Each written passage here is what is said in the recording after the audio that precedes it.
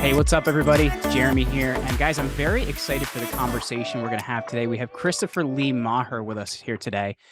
And he is a former Navy SEAL who's endured intense physical, mental, and emotional stress. And he's actually taken that, channeled that, and with the help of Chinese medicine, is helping other people to make a change as well. He also has a great company as well, which we're going to chat about as well. So, Christopher, thanks for hanging out with me today, man. Hey, I'm happy to be here. So I want to know first and foremost, you have an interesting backstory that's, kind of formed your life, bringing it into the SEALs and everything else. So let's kind of start there. Tell us a little about like who Christopher was that kind of got us to this point. And then I want to kind of chat a little bit about some of the things you're working on, man. You mean who Christopher was before I went to SEAL training, or who Christopher was up Yeah, until I I think got to SEAL training? there's kind of like, I guess, two buckets there, right? Let's start with before SEAL training, because so Okay. here's the thing I think is really interesting, because I've talked to so many SEALs, whether it be Mark Devine, whether it be Alden Mills, Randy Hetrick, the TRX guy. He sent us a lot of cool stuff, by the way. And I find that there's a lot of what you need to be human that you have to shut off to be a SEAL. But at the same time, there's some of the things after that you have to learn to operate. So let's kind of start with the first bucket. Like, who was Christopher before being a SEAL? I mean, who was I before being a SEAL? I was a class clown. Mm. That's who I was. I Okay, so was the you and I were one. different people, man. I was the one in the front asking too many questions where the teacher's like, shut up, please. Stop. No, I was the one sitting in the back of Okay. class, trying to catch up on some rest that I missed from the night before. Mm. So, uh, I have an interesting backstory because I went to a boarding school growing up. Okay. And the reason why I ended up at the boarding school is because my mother was severely stressed, and the only option that seemed viable for her was suicide. Oh my So gosh. she took her own life, and then that pushed me into the foster care system for about 7 months until my grandmother got custody of me and my brother. Mm. And then she got us an interview to go to Milton Hershey School in Hershey, Pennsylvania. Oh, wow. And that was a very interesting place because of all the institutions in the world, it has the largest endowment, 16.8 billion, right? And So, it's for people that don't know the backstory of Hershey, Pennsylvania. Like it literally was like Milton Hershey set up everything there because it was supposed to be the town for all of the people that worked at the factory. yes, I mean, he's a really, really amazing guy. Like if you look in human history and you want to find someone who was truly philanthropic, Milton Hershey should be at the top of the list because his impact is still reaching out to thousands of young people today that come from broken homes, Hmm. that come from dynamics where a mother or father are deceased, or they come from really, really poor families, and they give these children an opportunity to not only get a solid education, Hmm. but to be socialized in a way that's productive in terms of how they move into the world and are able to take care of themselves and understand a concept of teamwork. And the principle that we live by at Milton Hershey School is the golden rule. Hmm. So that's And the for those idea of of doing you, unto others as they would do unto you, correct? yeah, that's right. And, I mean, he was a fascinating human being. And so because I went to school there for 10 years, I got to hear 4 or 5 times a year in assembly Milton Hershey's story. And so when Mm. you hear that story again and again and again and again, you're sitting there at some point going, how do I create this kind of impact? I mean, obviously, I'm speaking for myself. I can't speak for all the other students, but what I Sure. was taking away from that experience is here's a man who put all his heart and soul into creating something and continued to keep getting rejected over and Mm. over and over and over and over and over again. And he continued to stay on his path, which was to create milk chocolate. And years later, 100 years later, students are still being impacted by his choice to continue to do what he wanted to do. Mm. And so, Which is very I, different than what a lot of other parts of our life tell us, right? Like, oh, yeah, it's okay to lose, whatever it may be. And it's like, well, not really, right? Like we need to keep kind of working at things, man. Yeah. No, I mean, he lost everything. He borrowed money from the bank. He lost that money. He borrowed money from his family. He lost that money. He lost all the money that he saved up, right? Hmm. And then here he is in a factory working during the day. And then during his lunch break, he's selling these caramel candies. And he happens to run into this guy named Longfellow who invests and decides to go into business with him. Milton Hershey, I think in like 1902 or 3 or something, sells his caramel company for 1 million plus. Wow. Okay. Think about the value of that today, right? So I guess the point really isn't about how much money he made, but it's what he chose to do with the resources that he made. Him and his wife, Catherine, decided to adopt 12 or 13 unfortunates, which were children who lost their father in the war. And he gave them a powerful education. Mhm. And these men, young men, moved into the world and did good things. And that's really his legacy, Mhm. using all of his resources, left them to capable individuals. He left a form and a style of leadership that he lived by. And there's 2,000 kids at that school right now. Wow. And every year they graduate and put these kids into the world. And the ones who want to go to college, there's resources there for them to continue their education. And they're affecting every niche and industry. He's continuing, his legacy is continuing to impact the world every single day. You know what's really interesting about that? And I just wish more people thought about that, right? Because dude, I think there's nothing wrong with making money, right? It's a good thing to make money. But I think at the same time, we don't consider things like that, right? Like the impact of like what you do with the money. You know what I mean? That's In right. terms of like, are you paying it back? Are you making a bigger impact? Like there's nothing wrong with making money, man. It's a good thing. But like at the same time, how are we paying it forward, right? How are we giving other people a leg up? How are we giving other people a leg up? When I talk to the people that I work with one on one or groups, one of the things that I ask them is, how much money do you want to make? Hmm. And then I pause because I see some bewildered looks. Like some people don't want to admit how much money they want to make in front of other people. There's Right. embarrassment around money. People have money stuff, they have scarcity consciousness. And then the moment I add impact to that question, and I say to them, how much impact do you want to have? And give me a dollar number. Hmm. No one ever says less than 1 million, Yeah.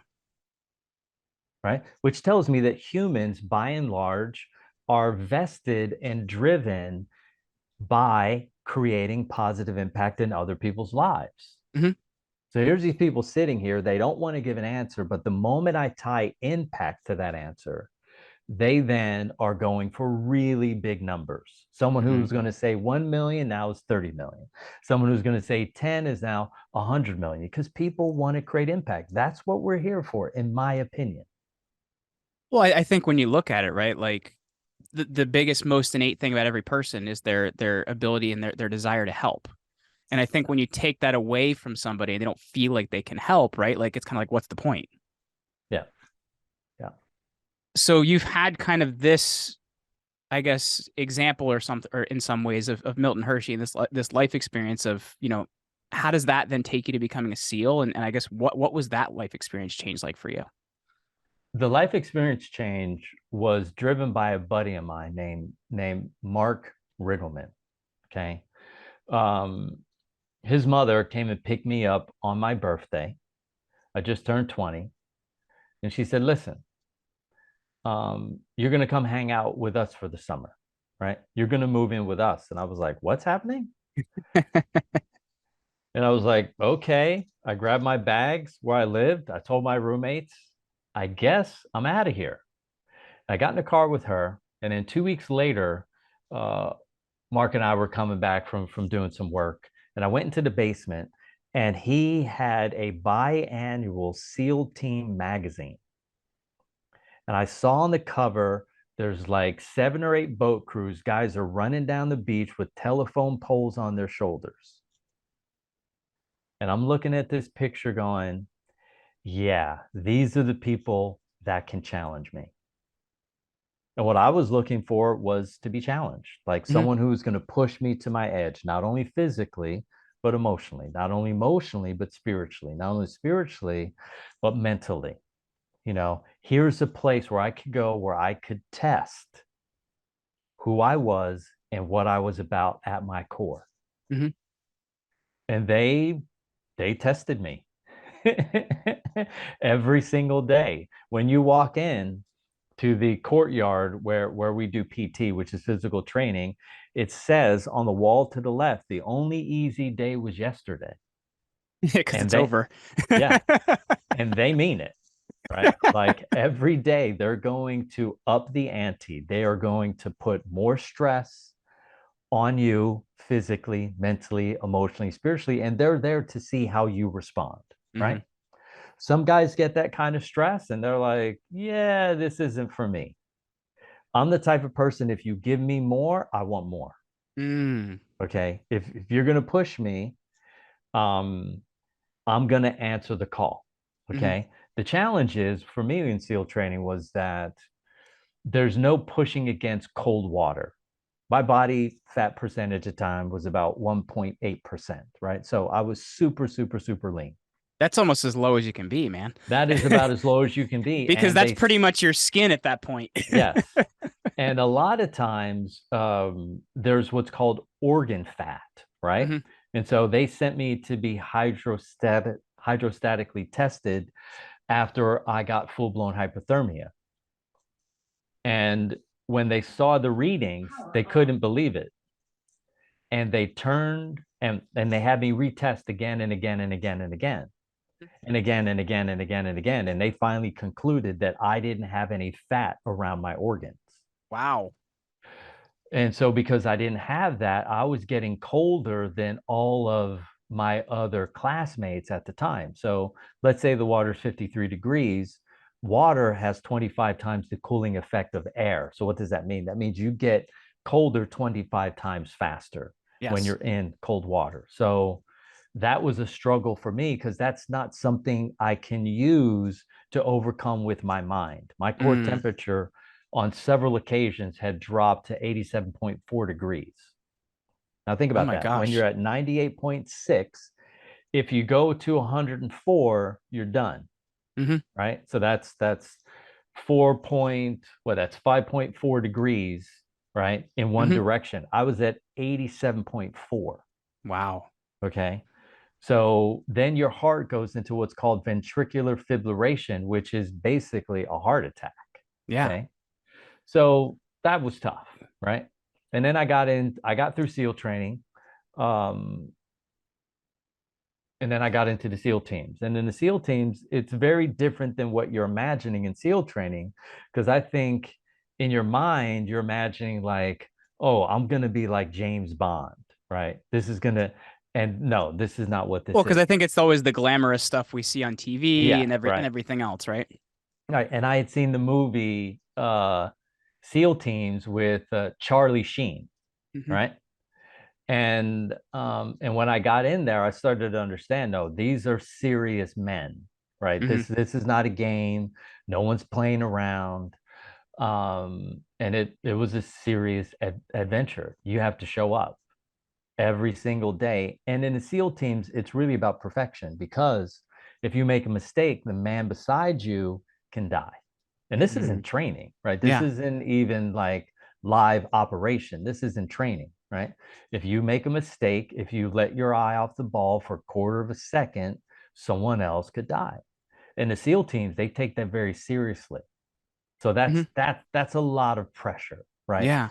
To never be able to make a mistake because it could cost your teammates lives.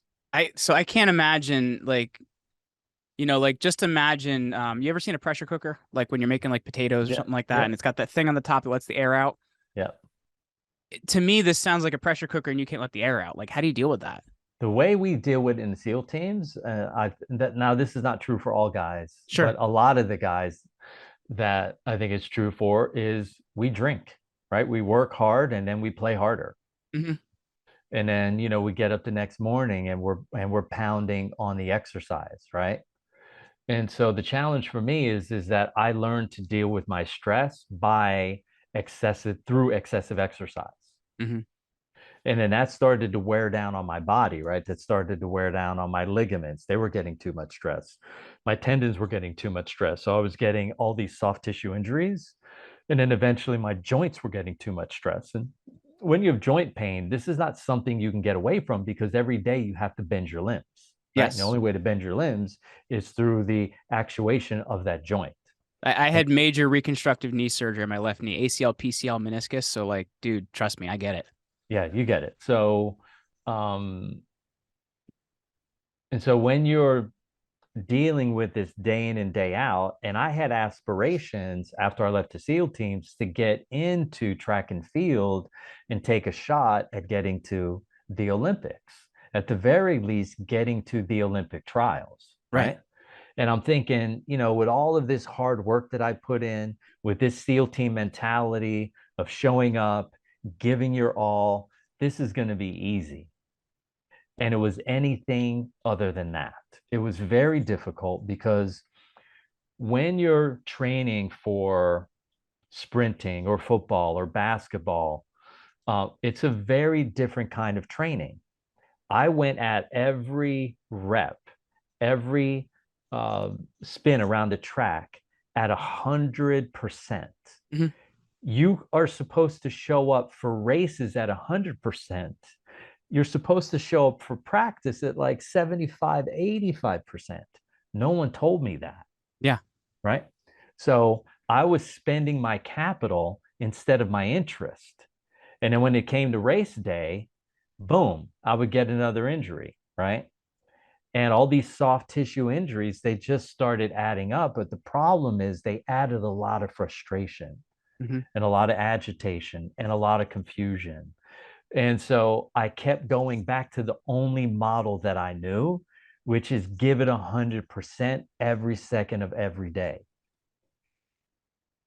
And that has a cost, right? And the Yeah. cost was my physical, my emotional, and my energetic and mental well being.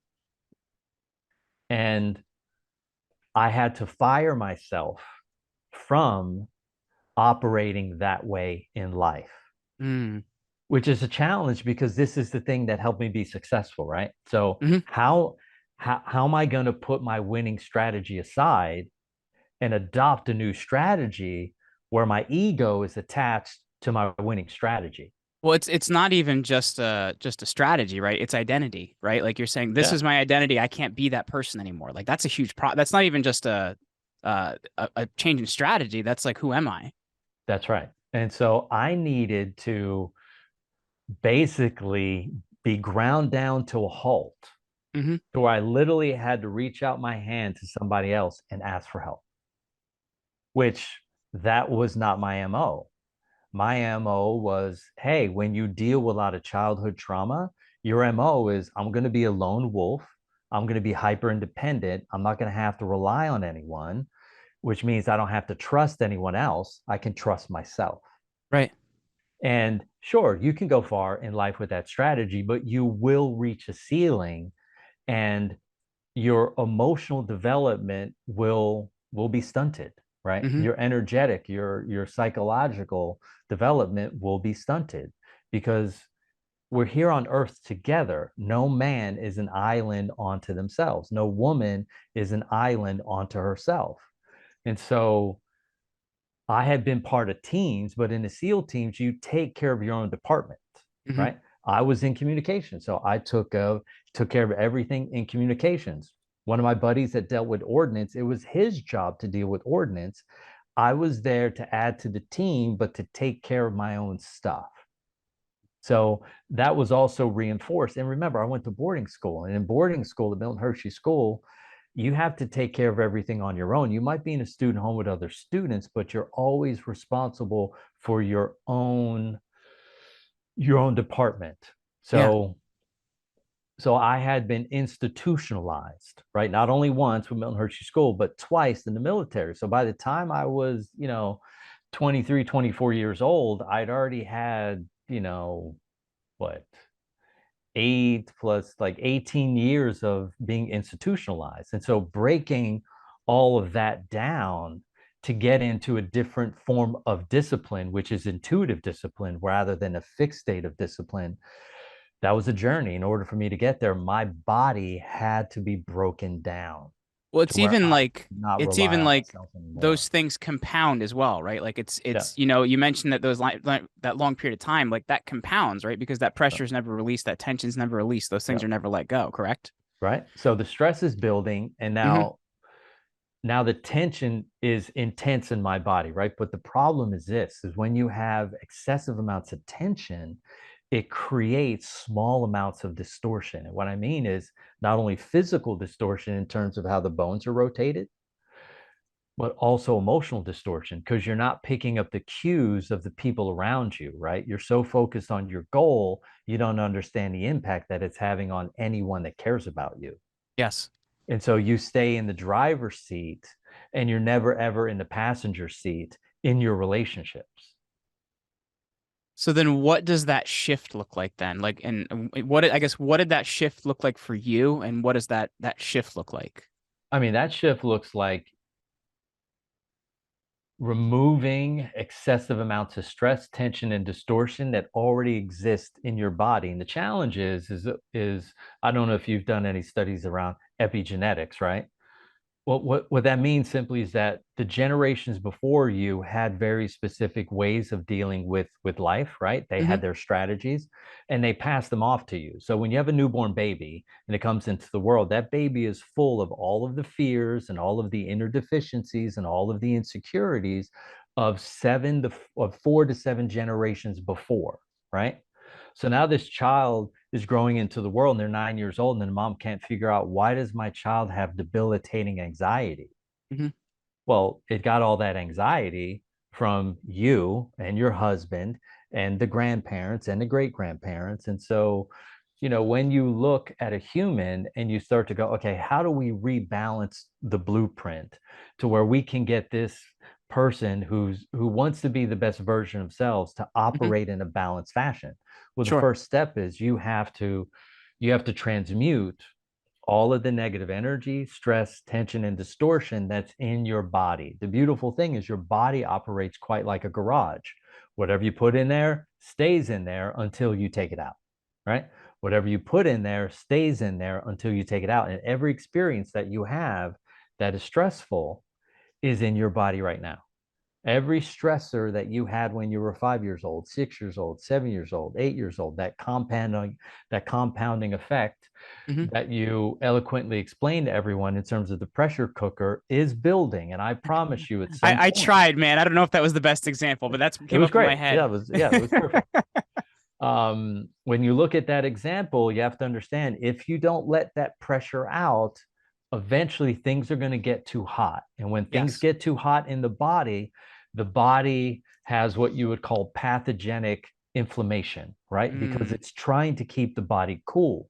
Well, what's got the body hot? It's all of the excessive stress, tension, and distortion that's inside the body. And then add in toxicity, right? From the water, from the food, from the environment around you. And you can start to see why in the United States, we have tons of people that are dealing with swelling, right? Hmm. Tons of inflammation. It's pathogenic. What does that mean? That means the body's too hot. So when the body gets too hot, it dries everything out around the joints. And then before you know it, the person either has back pain, or they got neck pain, or they got insomnia, or they have intense menstrual cramp. Like, there's just a list of issues that happen. And it's really because the body's no longer cool, right? We want the body to fluctuate between cool and warm. We never want it to be hot. We never want it to be cold. Okay. And what are people doing today? They're trying to do everything they can to deal with all that excessive pathogenic heat that's being created by the excessive amounts of stress, tension, and distortion.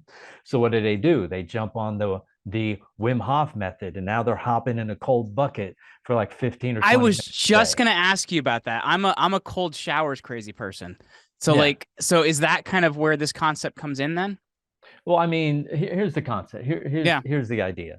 You can always use cold and you can always use heat. Sure. Heat's great to balance out someone who's cold, but the problem is if you leave the shower or the tub on cold, your body will do. If you leave the shower or the tub really really hot, your body will do everything it can to cool you down. Mm, Now your thermostat, your internal thermostat gets reset to run too cool, right? If you do the opposite, if you're using cold to deal with the excessive heat, your body once it starts to warm up will then set the thermostat to hot, right? And so whenever you're leaving cold or hot, you want to make sure you balance it out with warm, right? mm. Give the body the imprint of like what's warm again. So I guess what does that look like in practice for you? Because here's the thing I guess what I'm looking at is when you're looking at like cold showers, like yeah, you got to do that every day, right? Like it's something you got to repeatedly do, and you're kind of bringing it back, but it's going to get hot again, whatever it may be. Yeah. Like I guess when you look at it through a perspective of like I'm a big fan of like uh oh shoot, I forget the name of it now. But anyway, like medicine that kind of gets to the cause of things, right? Like when you're looking Right. at like, okay, let's solve it, we're done with it, let's move on. So I guess Yep. like how do you approach that then? Like how do you approach, I guess, releasing the tension? How I approach that is through systems that I've been developing. Some I learned from others, and others I've been developing for a very long time. Hmm. And these systems pull out what I'm talking about is your lifetime accumulated stress load, right? Hmm. They create an immediate reduction in that. And so I've created a process called exercise, right? Which is the best form of exercise. So it uses concentric, isometric, and eccentric contractions in a very specific way and in tons of different positions to remove that lifetime accumulated stress, tension, and distortion. And as soon as that starts to happen, the excessive amount of cold that's trapped in the body as an imprint leaves. The excessive amount of heat that's trapped in the body as an imprint, that leaves as well, because you got to understand that emotions also have very specific temperatures, right? So Hmm. when you look at hot, right, or you're looking at cold, you're looking at different emotions. What emotion do you think goes with hot? Anger, There maybe? we go. Yeah, What? okay. Is Yes. that what they call it, being hot-headed? That's right. Perfect. What emotion do you think goes with cold?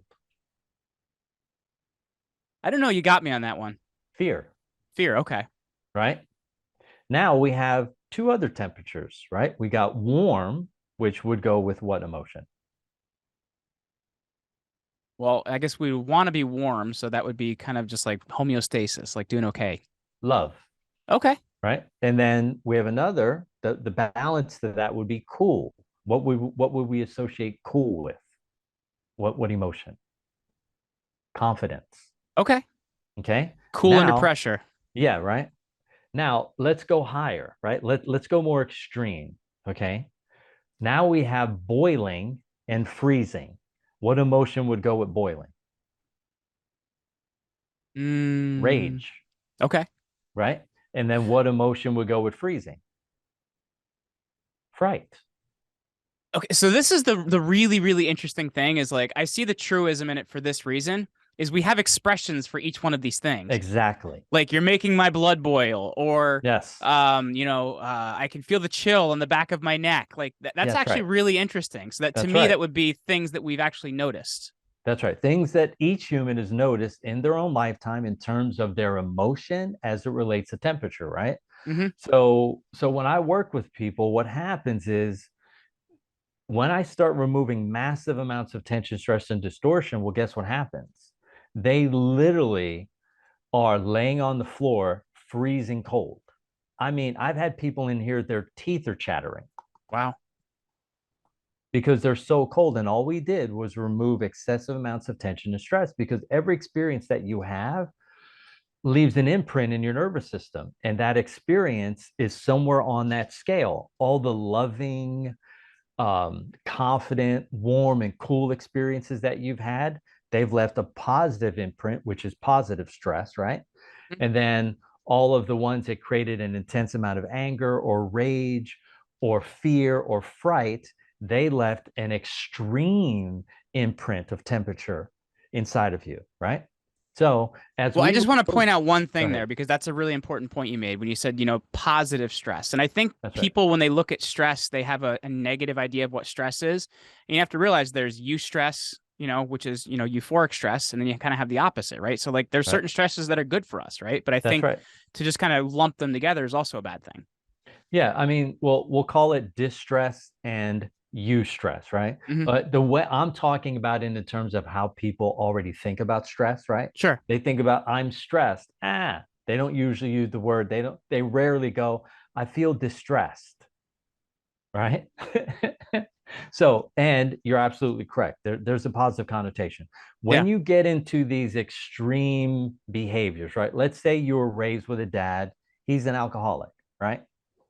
And your mom, she's a pacifist, right? So um, you're growing up in this household and you're getting these two versions, right? One that's super passive and self-sacrifice, and you got a dad who's moody and angry and not present because he's managing his stress with alcohol Hmm. or cigarettes or excessive work. What's that going to do? That those energetic imprints are already informing the infant. They're already informing the adolescent. They're already informing the child. They're already informing the young adult how to be in the world, right? Yeah. And so, what do children do? Children come up with strategies in order to avoid punishment, rejection, humiliation, violence, and pain. And they'll do anything to do that because they're children, right? And Yes. they don't know any better. Their mind's in a precognitive state. They don't understand reality and they start making up things about reality that aren't true.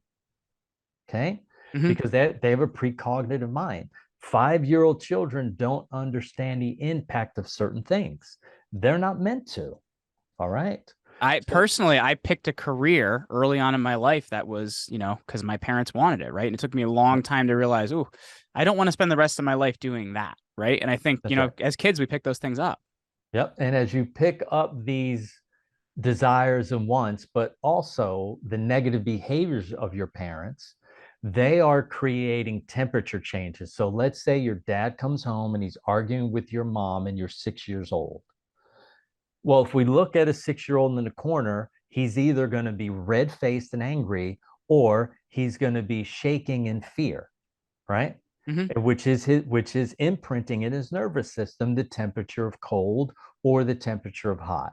Take an 8-year-old boy who goes to school, he's being picked on by a bigger kid in class, okay? And he's either going to get angry when this kid is picking on him or he's going to get fearful, right?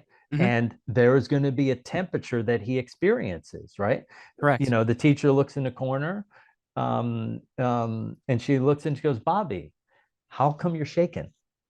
And he doesn't say anything, right? Well, why is he shaking? He's shaking because he's cold, right? Hmm. He's cold from the fear. So now I have this 25 or 35 or 45-year-old adult coming to me, and some aspect of their life is not working. Hmm. And it's not because they're not intelligent enough, right? Their IQ is high enough. It's not that they don't have the education, right? They're stuck at some point in their life because there's an experience that's trapped in their body and it needs to come out. And the moment you remove that experience, you also remove the temperature, the corresponding temperature to that emotion that was too extreme for them to manage. Hmm. Because what humans do today is you've got two choices. You can either manage your stress or you can dissolve your stress. The challenge is there aren't any good stress resolution systems out there besides true body intelligence, to be honest with you. Yeah. Well, what you have out there right now is stress management. And so people can either manage their stress with chemicals, which would be nicotine, caffeine, alcohol, recreational drugs, pharmaceutical drugs, food coloring, and preservatives, right? Hmm. These are the things that allow you to manage your stress load. So when Sure. someone's toxic, instead of picking something that neutralizes the toxicity, what do they often choose? They choose something that's just as toxic as the toxic energy that's flowing through their body. So, Hmm. what do you have to do? You got to create a pattern interrupt. How to create a pattern interrupt? We either can create a pattern interrupt energetically, emotionally, physically, or mentally. And when you create a successful pattern interrupt, it means the person will no longer turn left when they get to the crossroad. They realize they now have a right to turn right. Mm, And as long as that tension and stress and distortion is in them, they have no choice but to turn left. damn.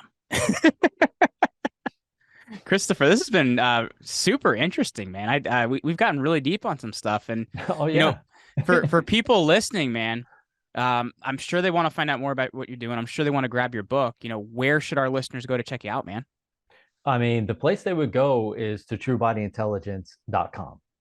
Okay. At truebodyintelligence.com, there's a support at truebodyintelligence.com. They can send an email. Hmm. Okay.